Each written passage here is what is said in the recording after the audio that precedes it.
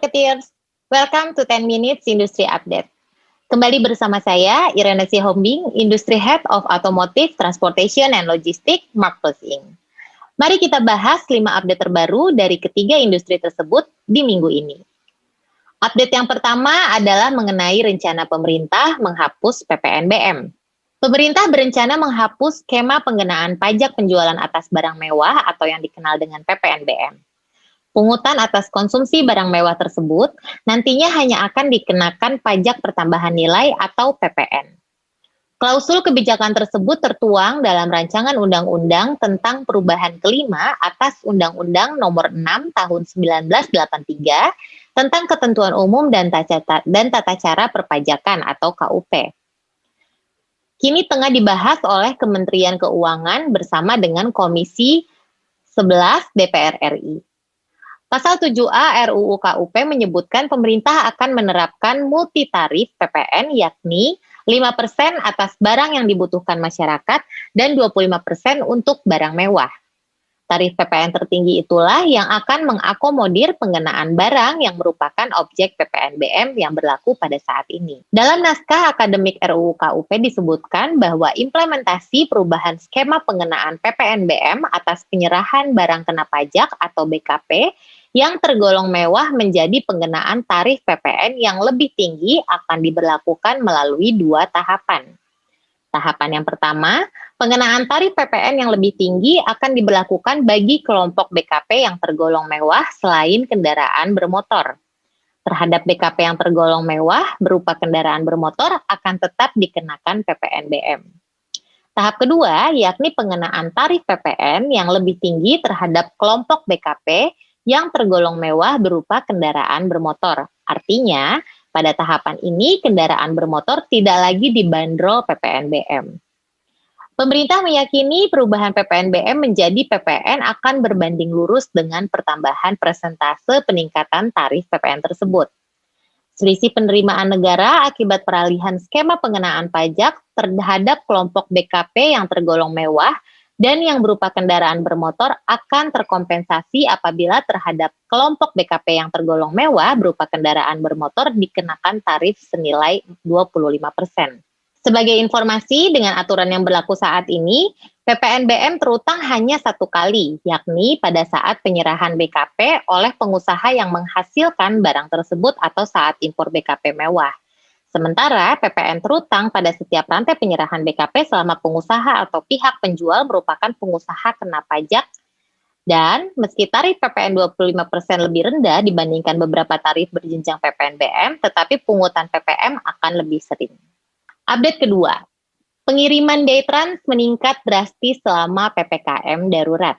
Sektor transportasi dan wisata menjadi salah satu bidang usaha yang paling keras terpukul pandemi COVID-19. PT WH Transportasi Indonesia (TBK) melancarkan strategi untuk bisa menumbuhkan usaha, yaitu dengan memperkuat segmen jasa pengiriman. Direktur Bisnis Development WH, yaitu Bapak Andrianto Putra Tirtawisata, menyampaikan melalui anak usahanya, yaitu Daytrans, mencatatkan peningkatan jasa pengiriman paket sebanyak 3 kali lipat selama masa PPKM darurat. Daytrans sendiri memiliki 2 layanan jasa pengiriman, yakni Daytrans Express dan juga Daymo. Lonjakan tersebut disebabkan karena larangan mobilitas penumpang yang membuat pengiriman barang antar kota meningkat dengan pesat. Daytrans Express merupakan jasa pengiriman paket yang menyediakan berbagai layanan seperti pull-to-pull yang mana customer bisa menitipkan barang di counter Daytrans dan penerima bisa mengambil barangnya di counter tujuan. Bentuk layanan lainnya adalah home to home, yang mana kurir akan mengantar atau menjemput paket di rumah atau di lokasi lain yang sudah ditentukan, sehingga customer tidak perlu lagi keluar rumah. Selain itu, Daytrans Express pun telah meluncurkan jasa pengiriman dalam kota. Update ketiga, strategi Eka Sari Lorena menanggapi masa PPKM darurat. Pandemi COVID-19 masih mengerem laju bisnis sektor transportasi. Kasus COVID yang kian melonjak dikhawatirkan kembali menghambat kinerja perusahaan di bidang transportasi, tidak terkecuali PT Eka Sari Lorena Transport Tbk. Managing Direkturnya yaitu Ibu Dwi Rianta Surbakti membenarkan bahwa pandemi tahun lalu telah memukul telak kinerja perusahaan. Padahal di tahun 2019 yang lalu, secara cash flow Lorena sudah sangat sehat. Pandemi meruntuhkan strategi-strategi dan program-program yang dilaksanakan untuk meningkatkan kinerja. Pemulihan bisnis transportasi pun terganjal kebijakan larangan mudik pemerintah pada masa Lebaran yang lalu. Sebagai gambaran, operasional Lorena masih berkisar 40% hingga 50% dibandingkan kondisi normal sebelum pandemi COVID-19. Oleh sebab itu, untuk bisa bertahan, Lorena mengatur strategi dengan mencari peluang mengikuti tender rental dan juga tender pemerintah yang masih berjalan. Beruntungnya, beban tidak terhambat berat karena Lorena memiliki kewajiban dengan jumlah yang relatif kecil kepada pihak bank atau juga leasing. Sehingga dengan efisiensi di segala bidang dan strategi-strategi tersebut, Lorena yakin mampu bertahan.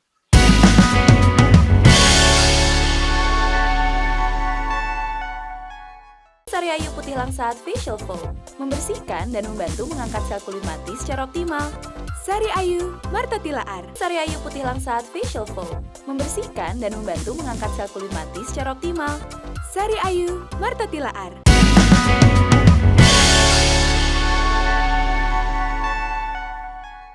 Update keempat. Multipolar investasi besar-besaran di unicorn otomotif besar di Asia Tenggara. PT Multipolar Tbk turut melakukan investasi pada salah satu startup otomotif terbesar di Asia Tenggara, yakni Karo. Hal itu resmi disampaikan melalui siaran pers yang mengungkapkan bahwa Karo resmi mendapatkan status unicorn setelah meraih pendanaan sebesar 360 juta US dollar atau sekitar 5,1 triliun rupiah dalam pendanaan seri C yang dipimpin oleh SoftBank Vision Fund pada Juni 2021. Hal ini sekaligus meratifikasi Karo sebagai unicorn terbaru di Asia Tenggara. Karo telah didirikan sejak tahun 2015. Bisnisnya berangkat dari online marketplace untuk mobil sebelum melakukan ekspansi secara vertikal. Kemudian, di tahun 2016, Venture Capital sebagai anak perusahaan Multipolar merupakan lead investor atas pendanaan Series A sebesar 150 juta US dollar dengan partisipasi Singtel Innovate, Golden Gate Ventures, Alpha, GWC Ventures, Skytor Capital, dan juga GMO Ventures Partners. Karo mengubah industri otomotif di Asia Tenggara dengan memberikan pengalaman pembelian dan penjualan yang tanpa batas bagi konsumen dan juga dealer mobil. Didukung oleh Artificial Intelligence platform teknologi Karo memberi konsumen layanan lengkap dan juga transparansi selama proses pembelian mobil. SoftBank mendukung ambisi Karo untuk ekspansi ke pasar baru dan menggunakan teknologi Artificial Intelligence untuk membuat proses pembelian mobil lebih cerdas, lebih sederhana, dan juga lebih aman. Update kelima. Paxel mencatat pertumbuhan volume pengiriman sampai 30% selama masa PPKM darurat. Pemerintah telah memberlakukan pembatasan kegiatan masyarakat atau PPKM darurat di Jawa Bali yang berakhir pada awal Agustus mendatang. Tidak dapat dipungkiri, hal ini pun akhirnya menuai pro dan juga kontra pada berbagai sektor bisnis. Namun menariknya, PPKM darurat ini justru menggerek sejumlah sektor bisnis. Misalnya saja, startup logistik berbasis aplikasi yang mempelopori same-day service antara kota, yakni Paxel, yang diketuai atau dikepalai oleh Bapak Zalbi Ilham Masita. Beliau mengungkapkan Paxel mencatat adanya peningkatan permintaan kiriman hingga 30% selama PPKM darurat berlangsung, terutama pengiriman di kategori makanan, alat kesehatan, dan juga obat yang naik hingga 30% selama masa PPKM darurat ini berlangsung. Meski demikian, sama dengan sektor yang lainnya, Paxel berharap bila perpanjangan PPKM itu dilakukan, pemerintah dan aparat akan lebih baik lagi dalam berkoordinasi di lapangan berkaitan dengan penyekatan kendaraan atau juga angkutan barang.